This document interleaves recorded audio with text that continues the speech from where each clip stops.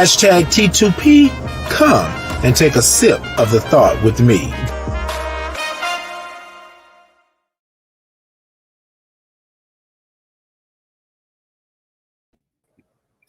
Well, good morning, and peace and blessings to you. It's a great day. It's a blessed day. It's a what? Friday, baby. Oh, it's a Friday. It's a Friday. You know what? I feel a little nostalgia. It's like it's been a minute since we done a good Fire Friday, hasn't it? Yeah, it's been a minute, baby. I'm feeling nostalgic, slightly sleepy, but excited. Good morning. Okay, good morning. Look, ladies and gentlemen, we are back with our Fire Fridays this morning. And so, you know, sometimes you got to take a little hiatus just for a moment, kind of, you know, reevaluate, recollect, read something.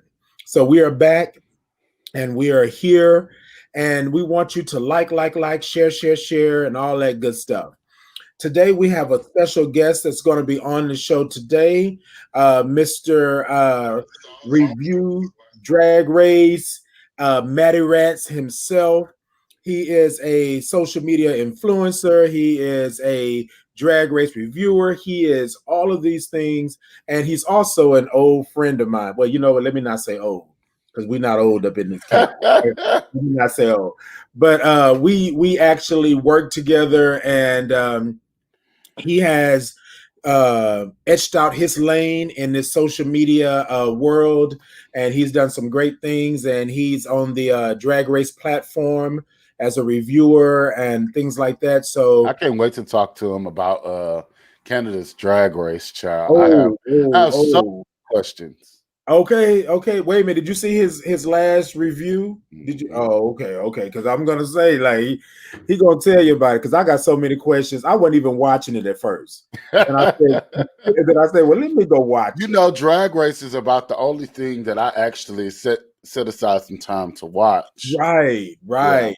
Actually, we have been watching it these last couple of, because you know we love some Jada Essence Hall when she won. And then Shea Coulee, baby. When we looking at that screen, like, don't play with us. Don't play with us. Yeah. Do not play with us about no Shea Coulee, baby. We was gonna be woo. So, all right, ladies and gentlemen, without further ado, what we're gonna do is gonna bring in our special guest. I want y'all to give him a round of applause. I know it's virtual and all that good stuff. Some hearts, likes, and all of that good stuff. Mr. Matty Rants himself. Matty. Click, clam, kaboom. I'm back in this room. Yeah. With a catchphrase or two. No. Hey, no. Oh, let me not do this. This ain't YouTube. This is Facebook. Let me try this again. Good morning, everybody. How are you doing today? Are you just fine? Great. Oh. Yes, indeed. Okay, so I know, ladies and gentlemen, we got Maddie up at 6 a.m. on the other coast. You ain't right. Look, but we want to thank you. We want to thank God for favor, because, you know, you are here and you're doing what you need to do and all of that good stuff. So we talked about this, Perkins. We talked about this. Okay. So see, y'all know we old school. Y'all know old, because you call me by my last name, my government last name. So y'all know we old school. Well, that's how I met you. I met you as Perkins. I didn't meet you as Titan Capri. It took a couple months before I found out all those things. And I said, oh, okay. Now I see. Wait. All those things? All those things. We don't have to say the thing. Just a point. Down in the direction. You know what lane that is. Indeed. All right, so Maddie, what we do here on the show, we like to get a little a peace and a little zen in the morning. We like to take a breath, right? We like to take a breath. So I want you to come along with us and take this breath. What we do is we take 3 breaths. The first one, I'll count it out. It is at a slower 5 pace. Let's just be clear. Now, I just had my libations this morning. It's legal where I'm at. So you telling me I got to take a breath? Okay. Oh, yes. This is a coronavirus test, y'all. This is what this really is. I see you. Yes, indeed. Yes, indeed. So we're gonna take that first breath. I'm gonna count it out. We'll take the second breath. I won't count. The third breath, I won't count as well. However, on the third breath, we want you to make some noise and let the universe know that you are in control, that your life is important, that you are the ish, right? Right? Okay. Maddie, what's the catchphrase of yours that you use to tell the people that they the ish? Well, honestly, we say puss puss in this household, and that's a feeling I like to say when you've walked into a room and everybody's turned their head. Yes, puss puss. I thank you. Very Grace Jones, very that moment. It's all of that. She was not feeling any filtration, so push on through, puss puss. Puss puss. Okay. Now you took me back with that. Yes, come on, Grace Jones. Come on. I mean, some of us are boomerangs. In that part. All right, ladies and gentlemen, those of you who are in the building, however you got us, cell phone, laptop, smoke signal, I want you to come along with us. I want you to take a moment and loosen up your shoulders, give us a little Tina Turner action, because we're about to center ourselves. Not Patty? We're not talking about Patty? Oh, that's right. Wait a minute. Patty just did it the other night. Come on. Yeah. Kick off the good old nasty loobies, okay? Yes. She said my knee hurt. She had kicked him out in the air. I said, but Gladys kept them runs going. All right. You know Gladys will give you a run in a minute. She'll run you all the way down the street. She'll run you down the street. I got to go. Listen. All right, ladies and gentlemen, let's go ahead. We're going to take this first breath. Remember, I'm going to count it out. On the count of 3, we're going to take a deep breath. 1, 2, 3. Deep breath in. 1, 2, 3, 4, and 5. Now, ladies and gentlemen, as you can see, it is not a regular 5 pace. It's a little bit longer. But what we like for you to do is to get to 2, to get to 3, or however far you can get. But we want to center ourselves. Now, this second breath we're going to take, I'm not going to count it out, but I will do the hand movements. And that way you'll know. On the count of 3, 1, 2, 3. Deep breath in.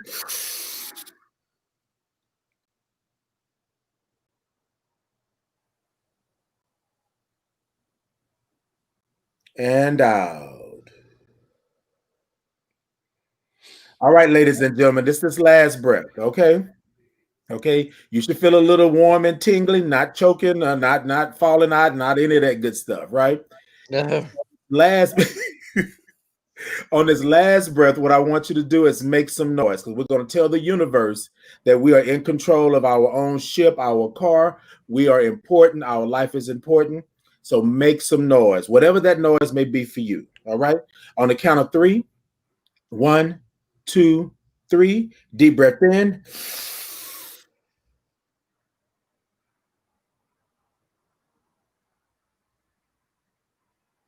And Woo. Yes. All right. We need to get it out. All right, ladies and gentlemen, we're moving right along. Y'all know what comes next. So, Maddie, we like to groove a little bit on Friday. Okay.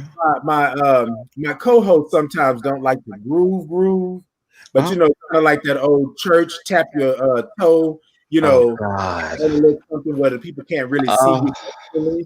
So we're back at work again, and this is you on the mornings when you was really feeling yourself, and I was tired of hearing. See, just like they said in the comments, old school. He brings Shipley's donuts and try it, y'all. It was always the way to get us in the door. Sugar and dough. I see you, Perks. You know what?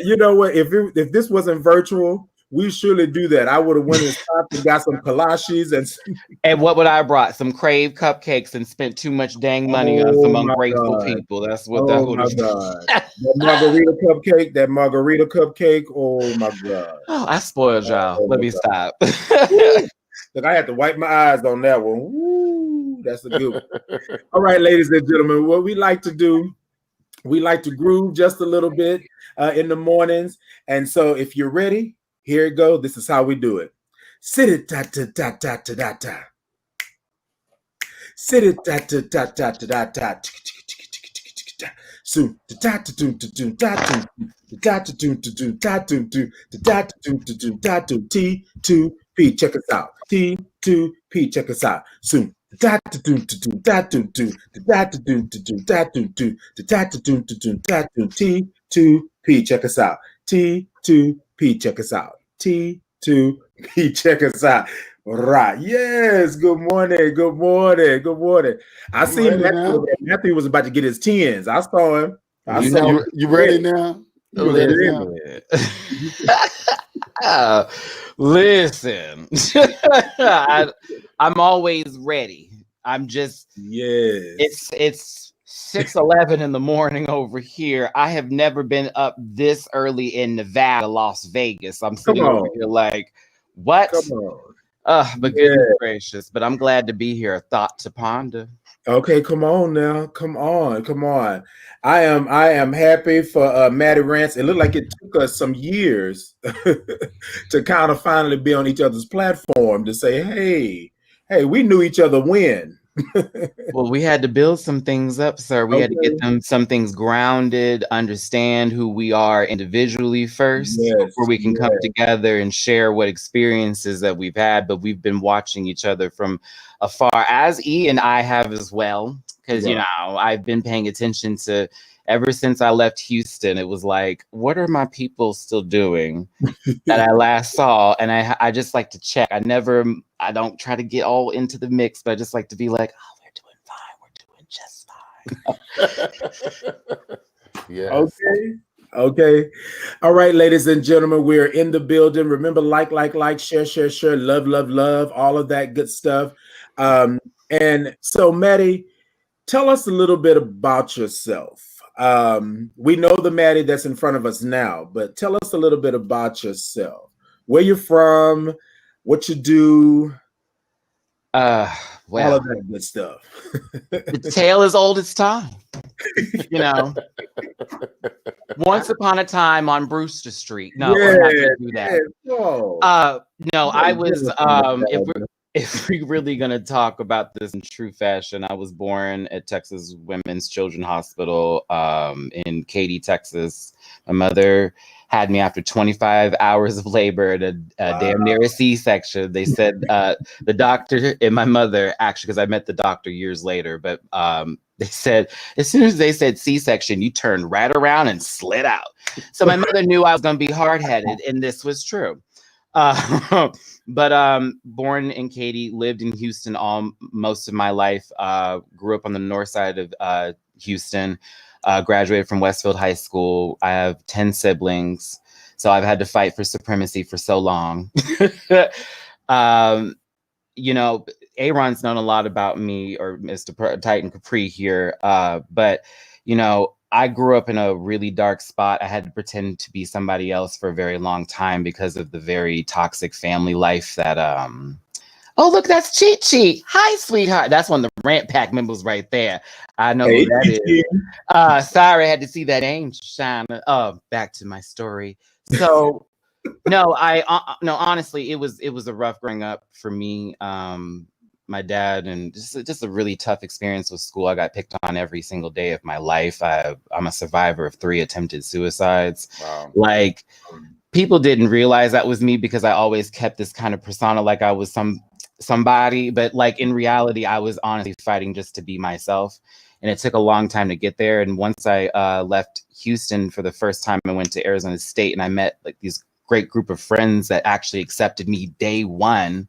They made me come out. They were like, just say it, just be yourself. Straight people, just stop it. And I was like, oh, I don't know these people, but it helped me start to grow in that process. And slowly but surely over time, I've had to basically remove family members and stick up for myself way more often, be honest about things. And also look at myself. I was a brat growing up. I was an ass. I was mean to Ian back in the day. Girls. I used to hate for just no reason because I didn't know. I used to honestly look at other people and see something like, why can't I just get to that point of being okay with myself? Because I was always running back for approval from my parents or from people who shouldn't have any weight in my life. So I started running the regular course of doing the 9 to 5, knowing I always wanted to be on stage. I was always a dancer. I was always an actor. I was always that. My family kept me away from those things, but I had to, again, separate myself. And I think I got to that bank we worked at, and we talked about so many movies and things. And I kept saying to myself, why am I just saying all this to everybody and everybody wants to hear my opinion, but I'm keeping it here? So I made a YouTube channel December 31st, 2013, living at my dad's house, and I had just started working at that bank. And it went from there, and Drag Race was the biggest start that happened. And then, you know, so much happened after that. And then Pose became a huge thing. I know you say Drag Race, but Pose is also one of my big shows. Steve Canals, who is the co-creator of that show, hi friend, hit me up about that. He actually retweeted my video, the first reaction. He was like, this is the first one I liked. And I was like, oh my God, the creator is like living for my stuff. And I started doing more reactions. And now, you know, the cast is great. I know too much about shows now.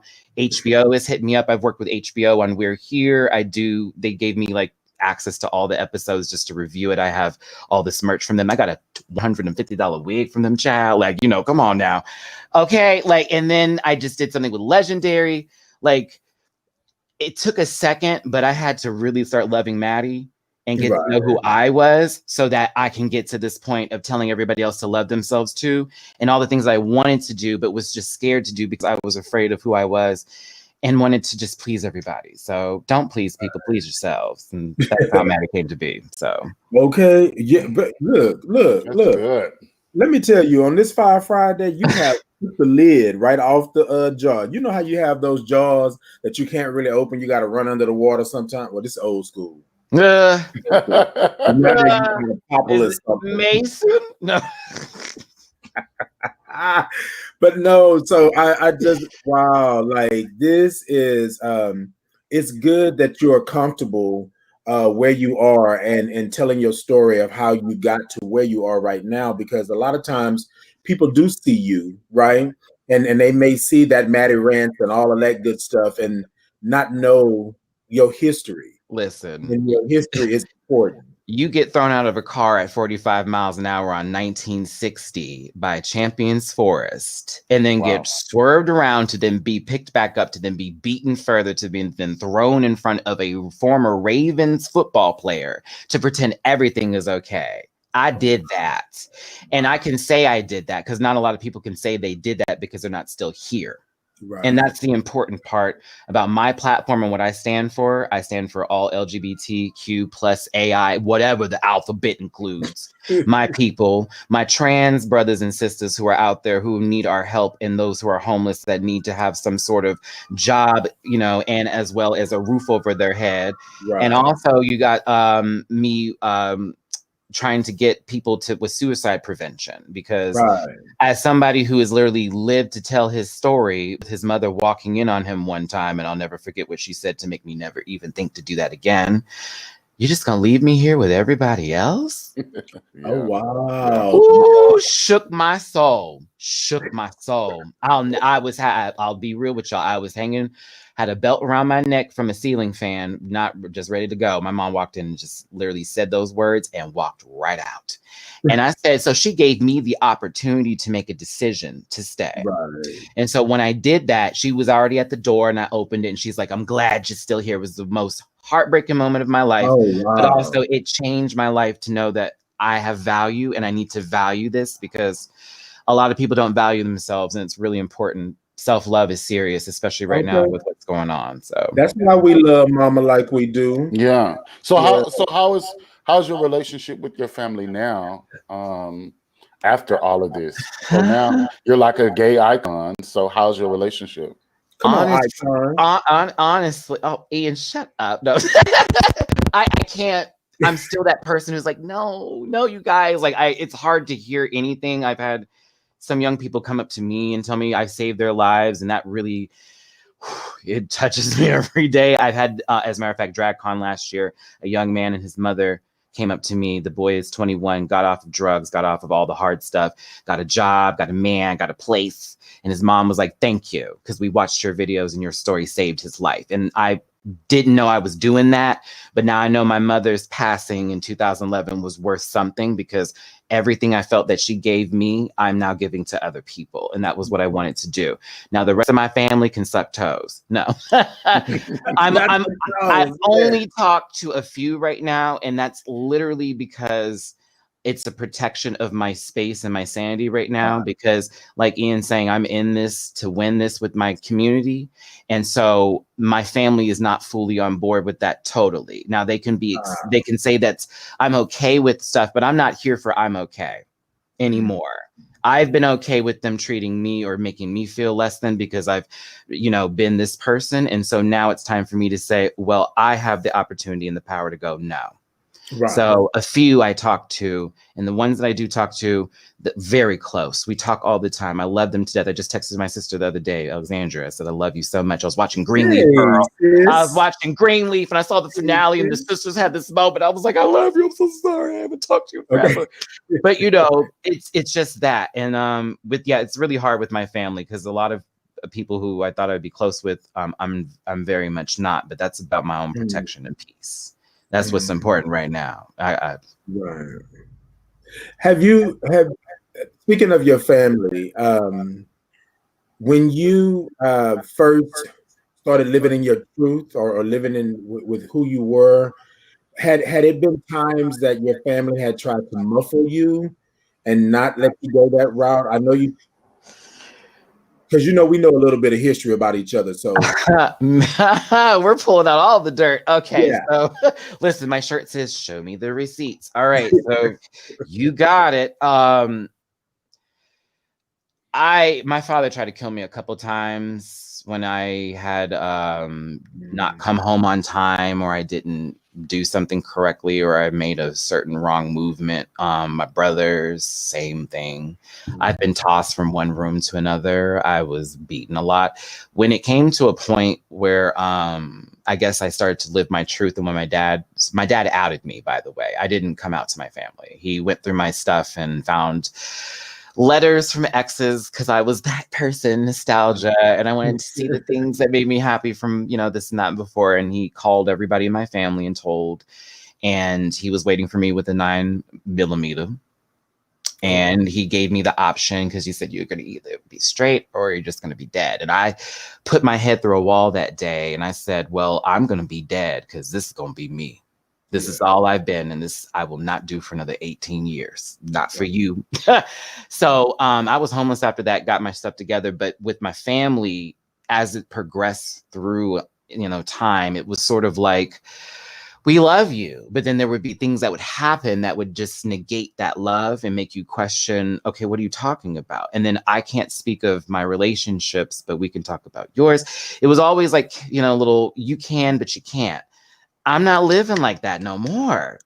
So yeah, and that still exists today, honestly. And that's the sad part about it. But, you know, there are other family members and cousins and siblings who are also gay now. And guess who was the one who had to deal with the worst of it first? Because all the rest of them, they got little pieces now. I had to...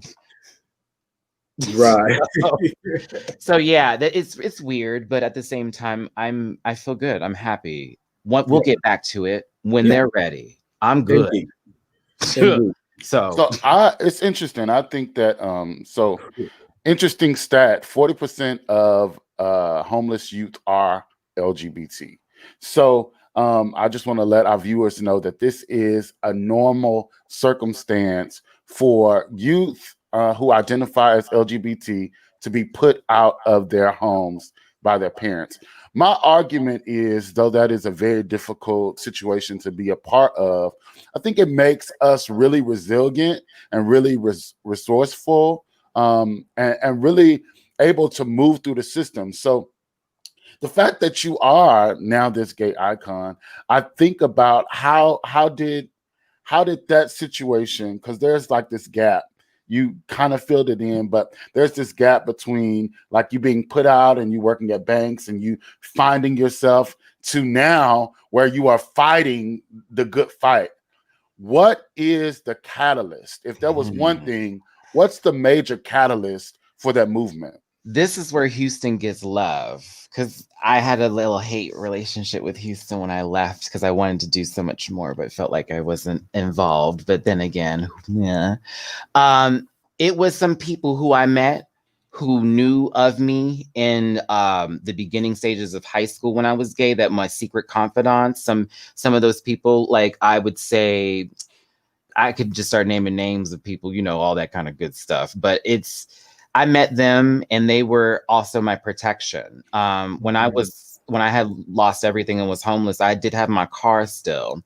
And I had a friend of mine who was gay who was kicked out as well for coming out. And so we were riding together. That was already somebody who was there on this journey with me. I then had to depend on certain friends to stay in their homes. And while it wasn't always like a permanent stay, I would say my friend was full to do it for me. But he was a little hoe.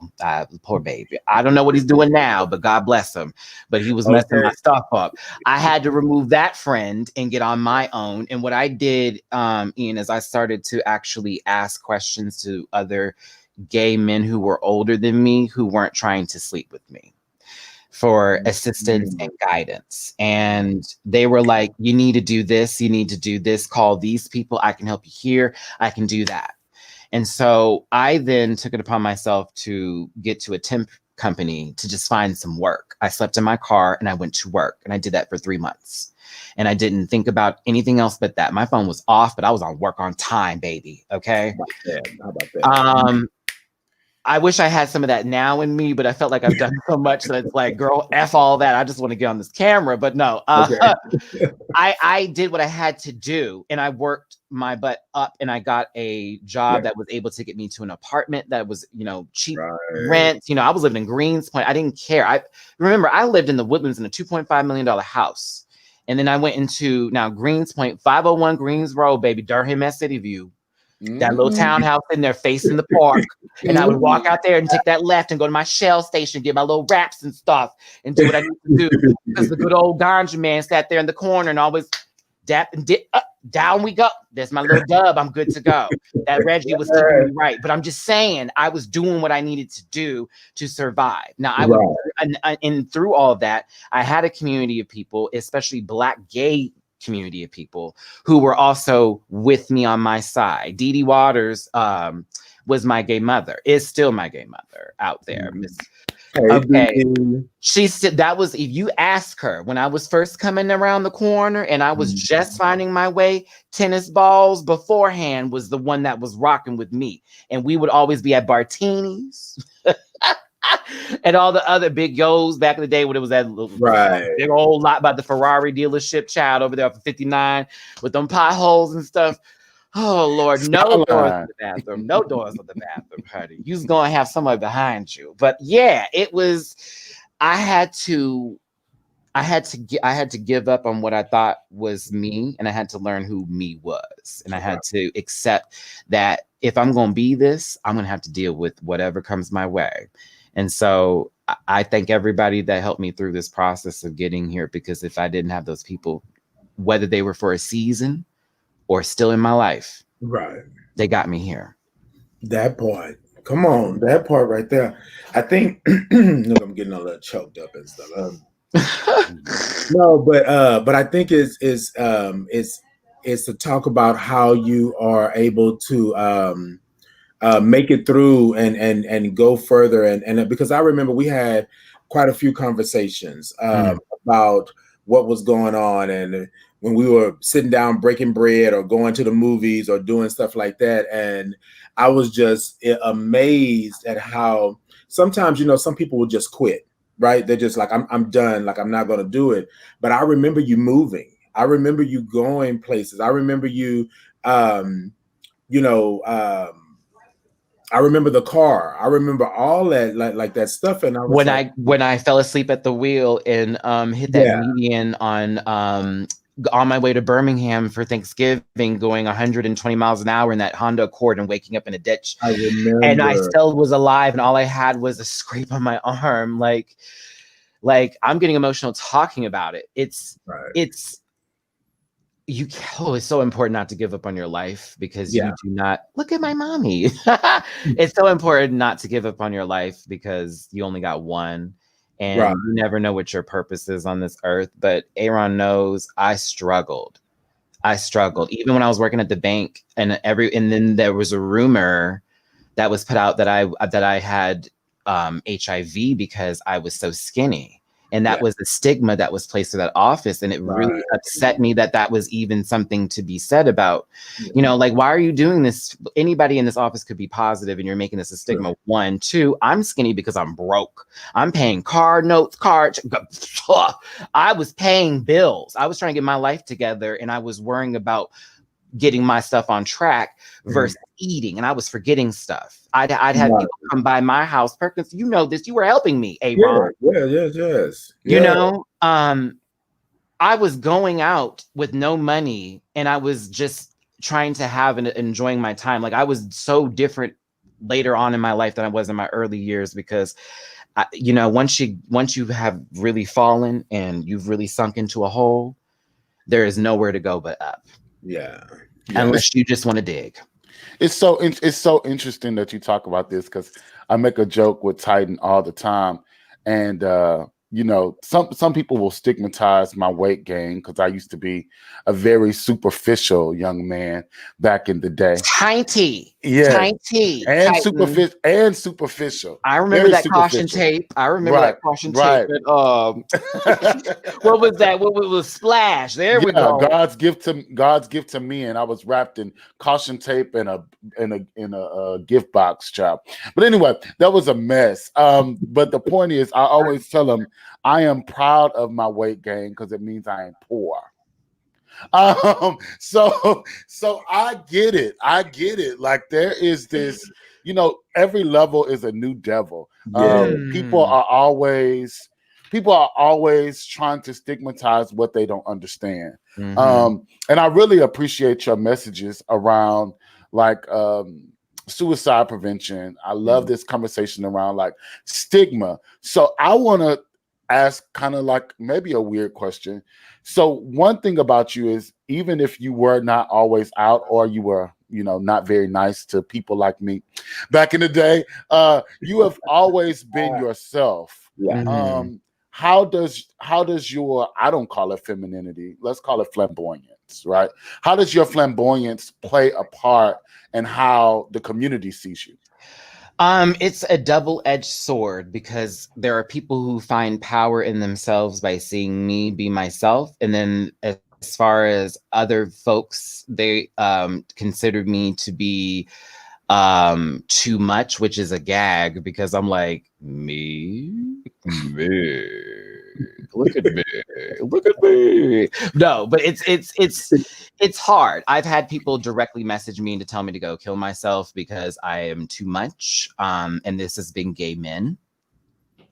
Black men specifically. I hate to be the bearer of bad news there, but that's the ones who mostly come after me about it. Why can't you lower your voice? Why can't you do this, that, and the other? Why do you have to be all this and that? Whoop, whoop, whoop, whoop. I'm like, you sound like my father, so I don't need to listen to you. You barely can wipe your ass correctly. So what does that mean? And that's kind of where all that came from a little bit, where I started meeting some people who really loved and lived for me. And then I also started to love and live for myself as far as how I act, because there's only one me.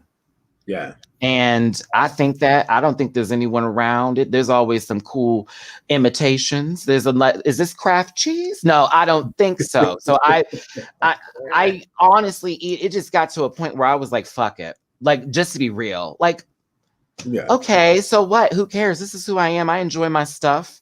I'm not all the way at this level. I may like to geesh up a little bit now. If you see me in drag, I'll wear the girls out. But at the same time, I enjoy flag football and sports and doing the same thing like everybody else. So I don't even like putting it into a category. I'm just Maddie. Yeah. Exactly. Is it hard when you finally decide, or when you finally moved into your truth, to have your own community? And this is not a dag or a dig at the community, but have your own community come back at you and tell you to bring it down. Like, you know what I mean? It's heartbreaking. Yeah. It's heartbreaking because this is what we're about, freedom. Exactly. It's there is so much power in our community and what we can do, and how much we've accomplished, like our history, like with Stonewall, with our trans sisters, like out there, like just doing what we need to do. And like with our own community, it's all about them playing to a heteronormative sort of space and trying to fit into this thing. And, you know, the more masculine, or the more in tune with the bisexual, as they like to say, or just to play the game, even though they like a good old dig in the booty, you know what I'm saying? But, you know, there's this thing that it's like, we got to be this way to be like fully there. And it's like, no, we do not. I don't have to be also a white gay man to be accepted either. Ross Matthews can be out there with a full lisp. Are you kidding me? No, I can too. Put me on the panel. My hair is curly as fuck. You know what I'm saying? Like, let me bounce on stage a little bit. But that's what I'm going to do. I'm going to continue to bounce on my stage that I've built. And then this stage is then going to be transferred onto a bigger platform if I just continue at it. But as far as the community being the way it is, it's getting better. And it's coming from the newer generation of, I should say, cancel culture, but it really is. And people being called out for their nonsense and their foolery, or in my theme song, the of it all. So yeah, like it sucks, but them people. Okay. Who cares? Like, y'all are grown now. Like, why are you worrying about other people? If I'm saying, if that business doesn't pay you, please don't mind it. Like that part. That part. And you know what? And I think that is a good segue into our next portion, right? We want to talk about the business. What you basically have built, right? The house that Maddie built. We want to talk about that. Ian, did you have a question for Maddie, or? Yeah, so you get paid to talk. That's right. Talk to us about that. What was your process? Was it done with intention, or did you just do what you loved and the money came? So here's the gag on this one a little bit, because I could have been getting paid way earlier and I didn't even know it, like 2 years earlier. And I had my own subscribers tell me, why haven't you monetized your channel yet? You have way over the amount of people that you're supposed to have. You could have been done this and been done that. I'm like, what? And literally it was them. Like my own backing of my own people sat there and were like, you should be getting paid for this. And then once I started monetizing the videos, I saw them checks come in and I was like, oh, okay. Now at first it's a little low because that's YouTube. YouTube does not pay you more than $100 threshold. So if it's under 100, you're not getting that money from your advertisement. So the name of the game is get more than $100. And that's what I was starting to do. I was like, okay, let me just make my videos. But if it's not over 100, oh, well, I did my videos. This is my opinion. This is my point. Now, when it got over 100, I said, oh, we got to do a little bit better. We got to do a bit more of. And then you start to talk to people who also are monetized and you're like, hey, so what are you doing? Right. And what's different? Now, everybody's not going to talk to you because this is YouTube and everyone's trying to be the best. Like Ash Ketchum, but Ash was trash in Pokemon. But, you know, that's another story. That's a whole nother story. Okay. But come on. But yeah, it was, I got advice from people on what to do and what was the key essentials in YouTube for making the channel be successful. And I also started to open up my platform for other people to look at her saying smash that like button. That's what I always would say in my videos. And I just opened it up to other people joining my channel as well. Jamar84, who was also living in Houston, was someone who I ended up working with. He reached out to me to join my show. And at first I was like, I am a solo act, and I am. But I also have really good banter with other people, like this conversation right now. So why not bring someone in and add another element to this? Oh, now we've gained other people into this. We've brought more folks in, and it's a snowball. You have got to just, you just got to play it. So yeah, that's how that all happened. Oh, and sponsorships. Recently, I've been getting more of those, and that is muy importante, but that's about you and your brand. You got to brand yourself. I actually got to respond to an email after this video, but yeah, so there you go. New streaming service is going to be available soon, everybody. But yeah, that's the game. You need to open up your mouth and have something behind it. I know Drag Race. So that's done. I can talk about that show off the back of my hand. It's nothing for me. I know the formula. I know the works of it all. I've now met damn near every single queen that's ever been on that show. Right. And there's respect given to me by most of them because they see what I do for them, which is also bring people to watch them and go to their pages and mention them and do this type of stuff as well. So shout out to Jada Essence Hall. She was actually really, really lovely to me from this season, as well as Heidi in Closet, as well as Widow Fondu. My sisters always come through. I got a couple of my friends on this new season of All Star 6, but I'm not going to tell that tea. So there you go. But it's all about just, it's that push in, like real talk. I made so many videos with no money, and then finally it hit, and I was like, okay, we have to keep this going.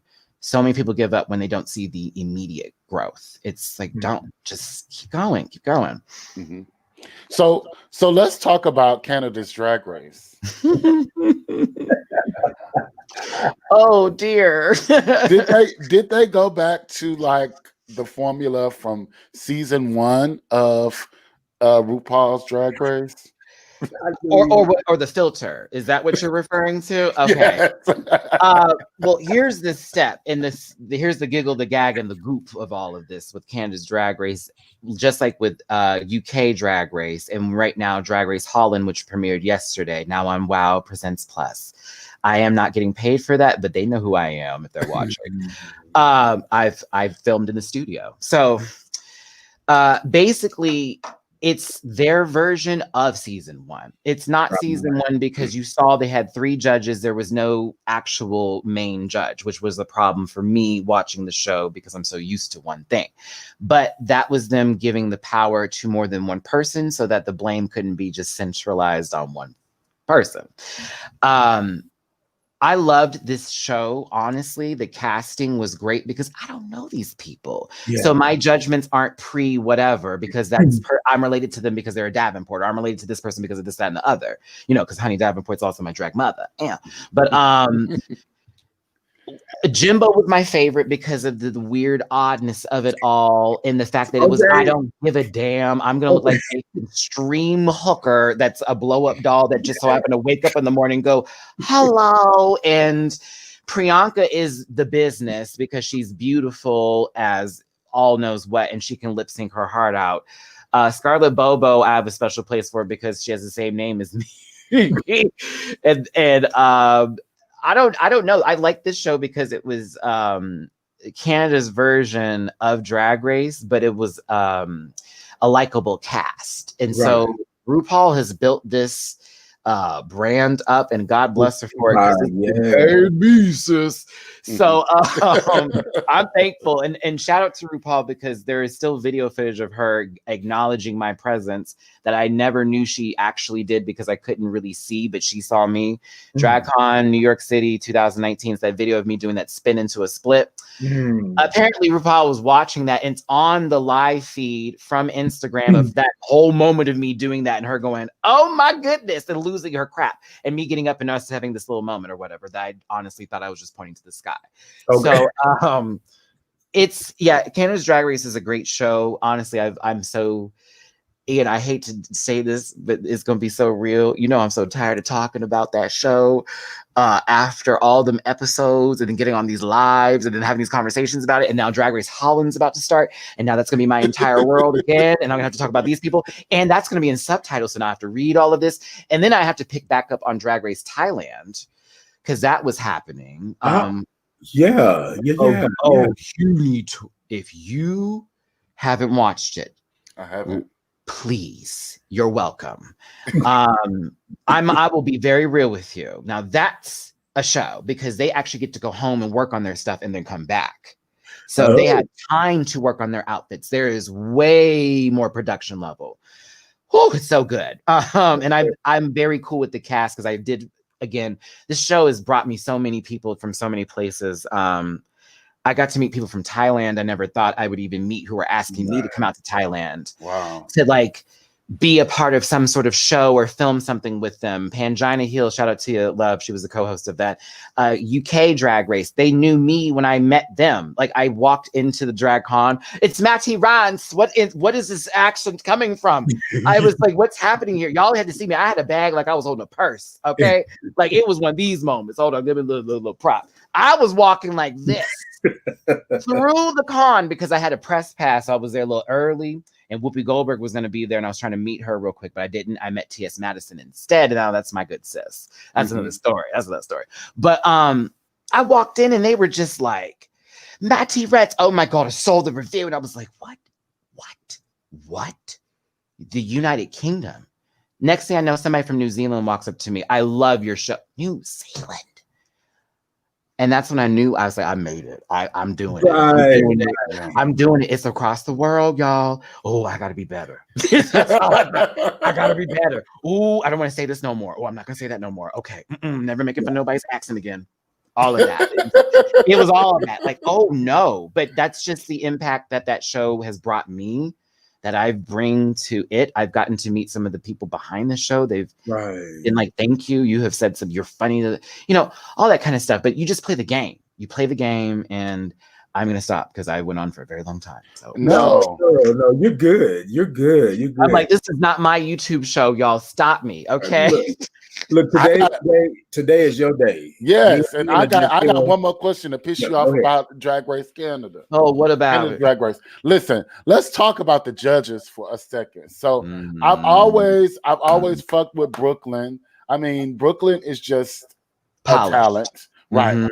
I had never knew. I actually had to ask Titan who that Jeffrey Bauer Chapman was.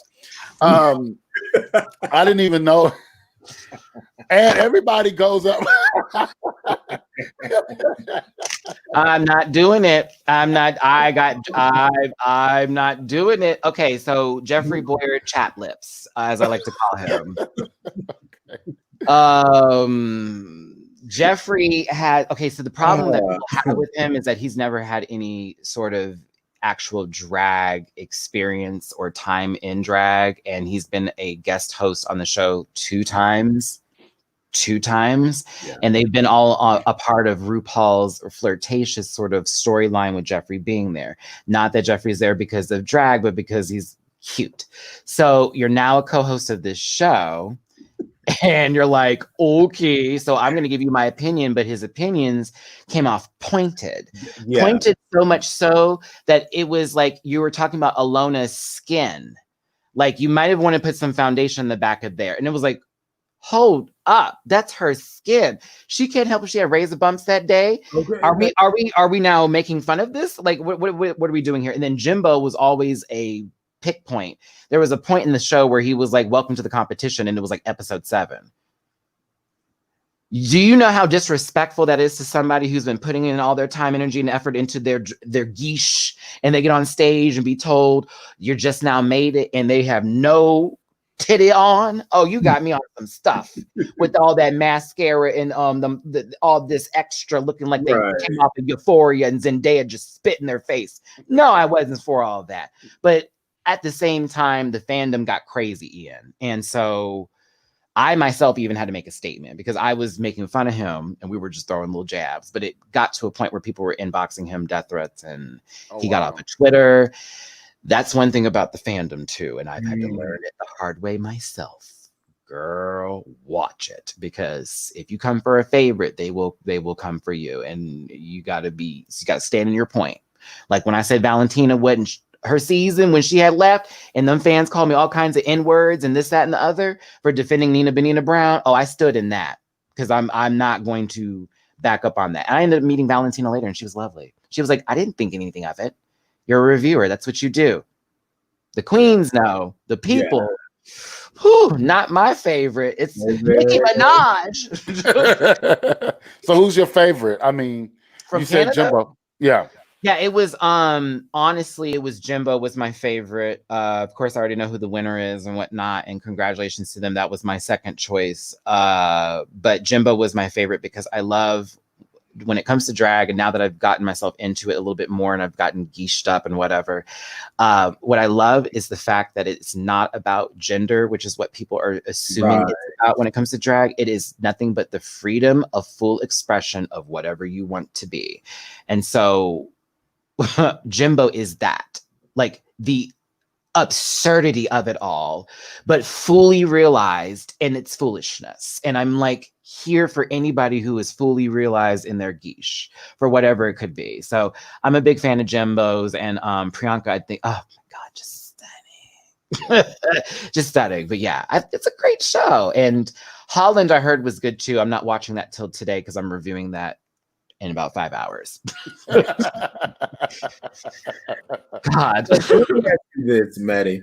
Mm-hmm. So with Drag Race and Drag Race being like your biggest thing that you're doing and continuously doing, did you have any preconceived notion about drag going into this prior to? Because when we look at different countries or different places, the drag is different. Right. Well, I had Tommy Ross as who, you know, from Houston. Okay, so you already know where I'm going. Pageantry was where I knew of drag. Because I'm a Houstonian, I'm real Southern. Family's from Alabama, Birmingham, or Huntsville to be exact. Okay? Don't let that Texas Bama part in Beyonce. I can sing it, but listen. It was all about the pageantry of it all. That's why my respect always goes to the girls of Kennedy Davenport and Honey Davenport, and also Raja O'Hara, who painted my face on YouTube, video available now. That mug was right, thank you God. And all the other queens who I know, Akira, etc., and all these other queens, and especially with Black queens, because that's what I knew of going to Miss Texas at Large or etc., etc. So it was like I knew that I was actually in whose talent was I in, child? What for 2020 Club 2021? Yeah, whose talent was that? Paris? Was that who it was? Oh, Matthew, I'm gonna have to call Vodka Radu and ask him because I done forgot, child. He's the one that got me in there. Shout out to Vodka. Yeah, shout out to Vodka. You know what? Oh my God, I'm so mad I didn't even include this in my journey. Vodka Radu was also one of the people who pulled me into my own because I was his backup dancer for a little bit. And I also sold his merch at first because we worked at Lucky Brand Jeans together, and that's how we first met. And then after our time there, he got into his music again, and I was in my I want to be a star. So I was his merch guy for a second, but then he was like, girl, I have a voguing beat to do, Vogue at the end of the show. And so I would do that. Then I got to be a backup dancer. I'm South by Southwest 2011. Look me up, bitches. But yeah, I forgot about it. Yeah, the Vodka was also one of those people. Sorry, friend, if I forgot you. Love you. But yeah, so Drag Race. My God, this is me and my show again. God, this show it's not going to end for a while. I just need y'all to get ready for it. It's going to be a lot of different ones. I'm drained from it personally, but at the same time, I love it because it is my thing. And when drag, and to the main point of this pageantry of it all, that's why Drag Race is so amazing to me. It's a pageant. It's a big pageant. It's this long-winded pageant where they have to sit in a hotel room and come right back and continue this process over again. And it's the survival of the fittest, or who the producers like the most. Right. So let me ask you this. I want to piggyback off of your answer from the question there. You mentioned Tommy Ross. You mentioned Kennedy Davenport. You mentioned these icons, right? Come on, boom, boom, boom, boom. Yes, come on, boom, boom. So and then looking at where Tommy is now, right? Tommy is Grand Marshal. Tommy is is everything now, and Tommy was the foundation of a lot of these drag queens that were coming up because Tommy gave you that essence. I still love, and me and Ian talk about this all the time, I still love for Tommy to come and do Is It a Crime? If Tommy was to slick that hair back and put that ponytail in and glide across that floor, I will be front row center every time. Why have I seen that same performance? Bruh. And you know I love Sade, so that's why it's a big deal to me. It's a big deal. But imagine, picture it. Incognito, 1990. Ooh, no. Couldn't picture it. I couldn't. I was still a picture. No, that's what I'm saying. Picture it. Picture it. Look, Sophia. Tommy comes out in a leather outfit, skin tight, and this big ruffle tulle around it. Half slick back, ponytail all the way down to the buttocks. Good drag. Okay. She comes out and in the middle of the part of Is It a Crime? Yes. She breaks out and scoots across the floor. And you know how Tommy scoots. When I tell you,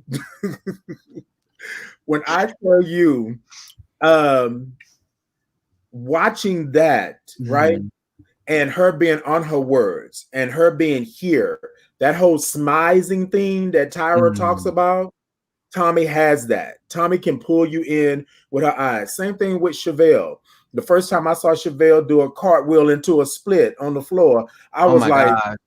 Who is this person? What are they doing? Like, what's happening? So to go back to the question, when you see things like that, now you see the difference. You see those that are fashion, those that are beauty, those that are dancers, and all of that.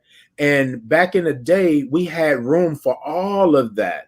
So drag racing kind of brought that back a little bit to show you the difference, right? Because Evie Oddly was odd, quote unquote. Shout out to my sister Evie. Right. Okay. Yeah. So Evie Oddly was odd, quote unquote, but that is pure drag. Evie would bring you into a space that you're like, okay, wait, what? You know what I mean? To make a lot of her own stuff, works exactly. with creative, all about just her own expression. Evie's trying to get in the rap game right now as we speak and break that heteronormative space that's on, you know, and she's been doing that for a while. We still owe each other we're supposed to pass two back and forth between each other. We kept missing each other. But Evie, I'm gonna tell you how good Evie is to me. Evie, when I was at DragCon and it was like my first time there and she saw me, she approached me. I didn't even see her. And she walked up to me, got me on my shoulders, was like, I love you, Maddie. And I was like, oh my God. And she, that laugh came out and everything. And I was like, she's real. But then she's like, come by my booth. I didn't stand in line. I went right in the back. She gave me free merch. We talked for a good 10 minutes in front of all these fans that were waiting. I felt so bad. I was like, I'm so sorry, until I heard someone go, love you, Maddie. I was like, oh, my rant pack's back there. Never mind. I'm going to be rude. And there is something about those people who bring the essence of the old into the new that's important. And I know it's really difficult sometimes for us to get confused with queens referencing old points like Naomi Smalls. I want to give some time to, because that's another queen who gave me time and energy and love. Also was like, stop the whole line. Maddie, come here, please. Saw me in West Hollywood just walking, child, and just was like, I know who you are. And I was like, you're 6'4". It was a lot of fun. But that queen is very much a fashion queen, but does all older references to models and specific points in times. And it's like very important that this newer generation sees this with these artists and entertainers, whether it be drag, whether it be music, because without the old, there would be no new. The present doesn't exist without the past, and with the future already being waiting for us. So that's why that verses with Aretha and Patty, I thought was so important to me, because it was like, this is what we should be celebrating, not Tekashi and all the other people, just skid marks on this earth. I need people who actually give good energy and love back and say, it's okay to be. Not, here's my money, throw it in the air. I can't do it. We're in quarantine, but people are broke. See, no, that part. Who won? Who won, Maddie? Who won? Which one? Gladys and oh, okay. Now, Y'all, entertaining wise, Patty. Now vocally, Gladys. of course, baby. Look, what's the look? Okay, They so both I want won. to say they both won because they both are in their 70s, on their way to 80, and still able to do that. Gladys brought instrumentals. Now Gladys is an entertainer. 100%. So Gladys's vocals is always going to be on point. She only gonna sing right here in the first place. He told you. No, she said, "Wait a minute, I am not this octave. I am this." I said the lies and deceit because we just heard that octave. Yeah. So what are we going to talk about? Patty over here trying to get one note together while she's never. Where are my lyrics? I said, why they always messing with Pat? Why they always know? Pat and those doggone lyrics. This hand was so funny to me. Yeah, that's Patty all the time.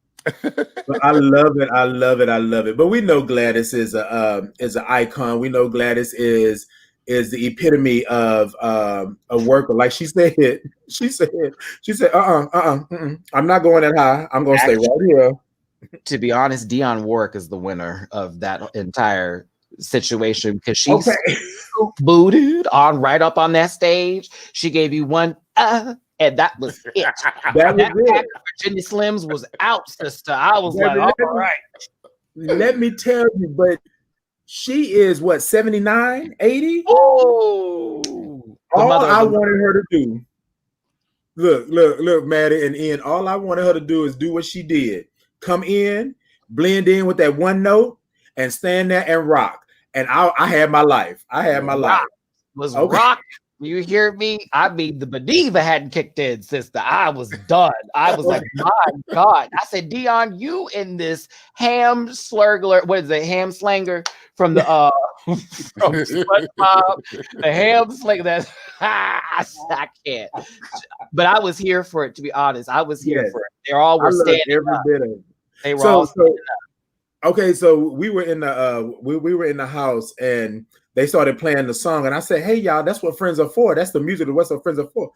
When Dionne walked on that stage, or hobbled, or however she got on that stage, we all went up. It's a house full of black gay men, and we all went up. Like it was ridiculous just to see her on stage. So again, people say now, and this is kind of going to segue into us kind of leaving out, but people say now that we cherish these queens, we cherish these icons, these legends, and they don't do anything. But you have to understand that they've been doing it for 40 years and 50 years. Like, you can't expect them to always hit those high notes. You know, Patty is always in the stratosphere. There are young girls that are out there now that can't hit those notes that Patty used to hit. So I think it's kind of crazy that we would think like that, right? So where do you see Drag Race specifically going in the future with, it seems like they're going back to the old school. They're going back to the 1, 2, 3s of drag, right? Mm-hmm. The painting, the making sure that you are given that moment is what I'm starting to see with these breakout drag races. Well, I would like to say before I get to that note point about them not hitting their notes anymore, that conversation needs to happen with Mariah. So, all right, just had to get that out because I'm like, yeah, she's getting up there too. You had that conversation with her. Okay, she's been walking. Right, she needs to do a Whitney. She needs to do a Whitney.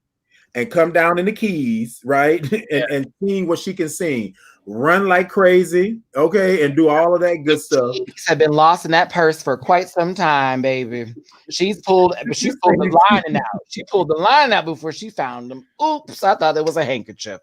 With Drag Race, Drag Race had an issue before with giving credit to certain things, in particular the ballroom community, with certain patches, phrases being said, like you hear shablam and death drop. Those aren't real. It's a dip. Yeah. That's the normal terminology. They're trying to get better with it, but they're easing that. They've also had issues with putting trans women on the show because they're afraid, what is that going to do to the people watching the show? When it's like, honey, drag has trans women and men included in this. You cannot sit here and play that game. Like, right. I love Mariah. Don't do it. I love Mariah. The emancipation of Mimi is everything. Like I love Mariah. But I also stand in the real by knowing where Mariah is not at anymore. And that is on But I love Mariah. She can lip sync down boots. I love her. Oh, a lamb came after me, girl. That cotton's hit me kind of hard now. Oh, let me come back here. This ain't Fruit of the Loom, baby. I'm sorry. I won't talk about Mariah no more. See what happens. But with Drag Race, they're trying to include more types of people into the show. I almost want to spill some tea, but it really isn't tea anymore. But there will be someone who is of trans orientation on the show. I'm not going to say if it's going to be a trans woman or trans male, but we will see next season. Right. Also, even with Drag Race Thailand season 2, the winner was a trans woman. So they're trying to include more people in. Shout out to Angelique. She's everything, by the way. She came up to me with the best English possible, was like, hello, Maddie. I was like, we had a whole moment. She was so beautiful, beautiful woman. But All Stars coming up.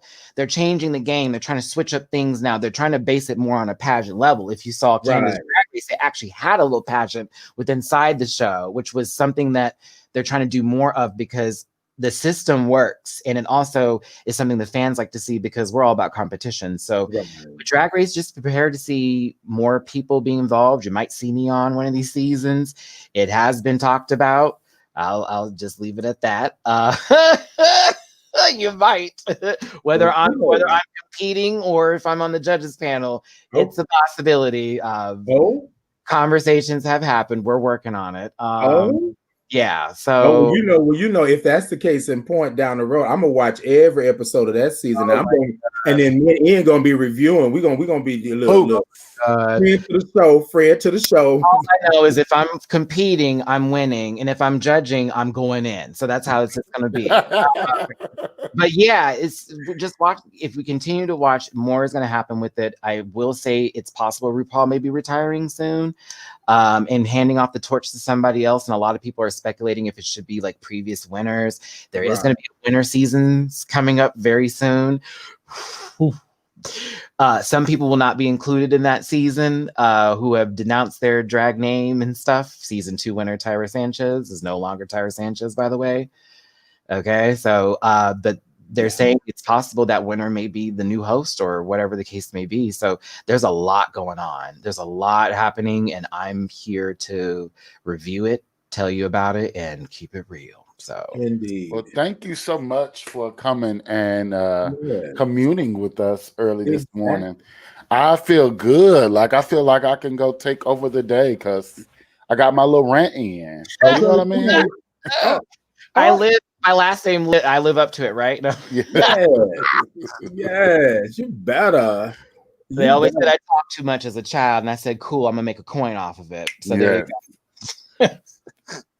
You better. So, Maddie, before we get out of here, what I would like for you to do is let everybody know how they can find you, all of that good stuff. And then I want you to give us one thing that you want the followers, the listeners, the viewers to know about you or what you do or about Drag Race, give us something to go home on. All right, let's keep it short. No, no, I'm just kidding. No, I'm not. If you would like to find me, you can find me at Matty Rants on both Instagram and Facebook, at the Matty Rants on Twitter. Also, I'm going to be a part of Lake County Pride for Orlando, Florida. They're having their Pride digitally this year. That's going to be this Saturday. You can see me, people like Adam Joseph, and a couple other great performers and entertainers that are going to be there. And so I filmed something really special, a little dance number and some things, and a little speech about our trans brothers and sisters. So please donate to them if you can, because they're giving back their funds to trans lives and trans activism out there currently, where Pulse is involved in Orlando, Florida. So like help. But yes, so you can also find me on YouTube, Matty Rants on YouTube. I cover all LGBTQA programming. I also do life shows where we talk about things happening with us, conversations about real stuff, relationship problems. You got questions, I've got answers. I've already been through the mud, so you don't have to, okay? Right. And if you just want to sit back and reflect with me, honey, pull up a drink, a little libation or something, a puss. Listen. listen and get into it. Those are all part of my theme music. And I guess merch available on teespring.com, and that is true. /Matty Rants. Come on. If I could leave anybody with anything in life, oh, okay. This world sucks, but you are awesome. Come on now. This everything is going to say no. Everybody's going to say you're wrong, and you're not going to find the immediate answer, but I promise you it's there. Don't give up on yourself. There is so much to live for, and happiness is really not through other people. It has to be found between yourself first. And if I leave with my last thing, you got to believe in something. You got to believe in something. You have to believe in something. You cannot walk this earth just whatever. There has to be something that is guiding you to the next step. Okay? I may be a Christian and is told that my faith is wrong or against me, but I know God's love, and I felt it, and he has saved me. And I know that what I am here to do is a part of his purpose, my mother's purpose, and everybody else. You stand strong in your beliefs, and you stand strong in what you believe in. And if somebody toxic is around you making you feel bad, remove them immediately. Get your circle right. Get your circle right. That's the last part of it. Okay. Love yourself and get your circle right. Get a small circle, okay? Look. All right, ladies and gentlemen, you heard it from the one and only Matty Rants. We want to thank you, Maddie, for coming on. We appreciate you. We applaud you for what you're doing in the community, everything that you are pushing forward, uplifting, dragging, everything that you are doing, because I have seen you on the other side, and now I see you on this side. And I'm so honored and blessed to have called myself a friend, and to be able to know that you're out there doing it and all of that good stuff. I would say, don't you dare, because I can't. I can't. I'm emotional. I'm a Libra. You can't do me like this. Please continue this, you guys. Ian, you've done so much. One moment, Perkins, I'm gonna get to you. Ian, you've done a lot. I have paid attention. I've watched you grow. I have seen where you are taking everything, my friend. I'm so proud of you. Anytime you're like, Matt, can you share something? Send it my way, please. Okay. I have no qualms about doing anything like that. And I want to make sure that I can help in any kind of way. I'm not, you got more subscribers than me on Instagram, child. You know what I'm saying? So like YouTube is where it counts. So. But like, please, as you did. Please, the weight gain is wonderful. I don't know what to tell you. I saw you that day at JR's. I thought I wanted a little snack too. So don't you play that, okay? Okay. Aaron, ooh. We were sitting in that room and you were helping me learn about all this bank stuff. And I was like, F this job, F these people. We were talking about all our dreams and everything. Yes. We do. There was a point where I had to move back in your area, and it was Sheila and Jennifer and you and me. Yeah. And it was this whole group of us that was just the old lady gang, even though we all were old ladies. And I was somehow in this old lady gang, and everybody liked to eat fried food. We went through a lot, friend. I'm so appreciative that we went to those movies, that we had those dinners, that we had those breakfasts, that we had like all that time we spent. And you shared your life with me, and I shared mine. I'm so thankful. Okay. Oh, thank you. Look, I'm not finna do this whole thing. You know, I put on that painting behind him. I was actually there for it, by the way, because I was in that same painting group. Wow. Yeah. Yep. Wow. I wouldn't have made it through the bank without you, my friend. Right. And I thank you. So Maddie, don't do this. Don't do this. It's too bad. I keep it real. So you know I am.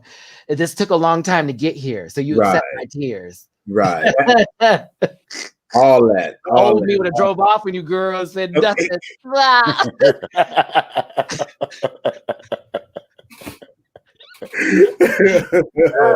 Look.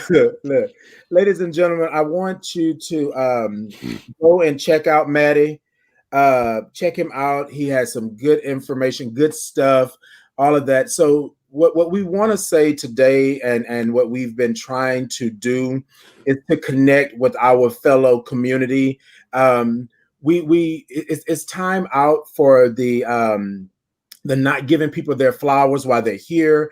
We praise you when you're gone and all that good stuff. And when me and Ian sat down and talked about a Fire Friday, right, we wanted to make it something that was going to be like, like you said, push, but we wanted it to be something to let people understand that we're here and we're trying to bridge that gap, right, that we have in the community. So I want to say thank you, Maddie.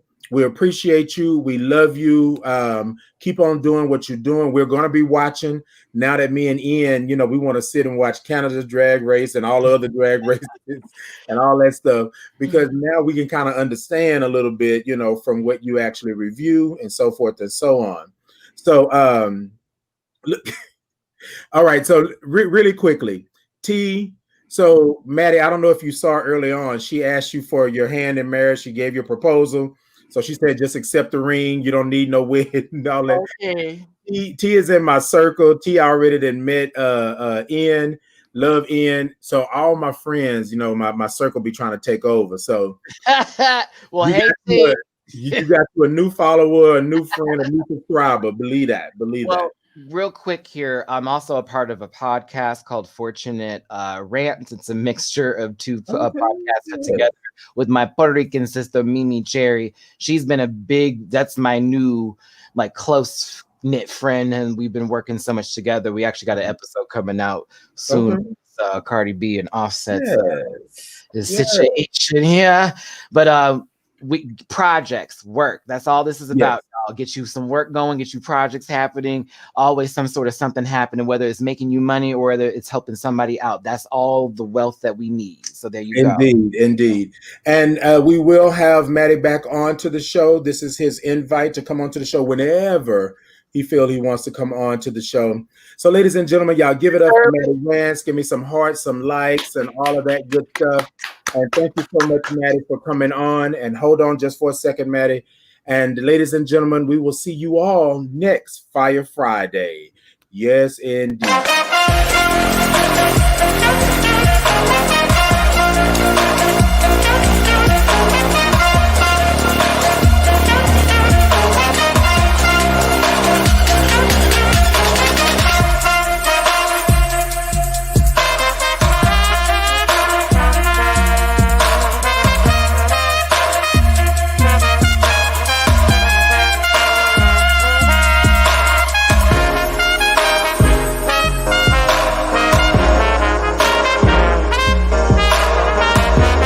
Hashtag T2P, come and take a sip of the thought with me.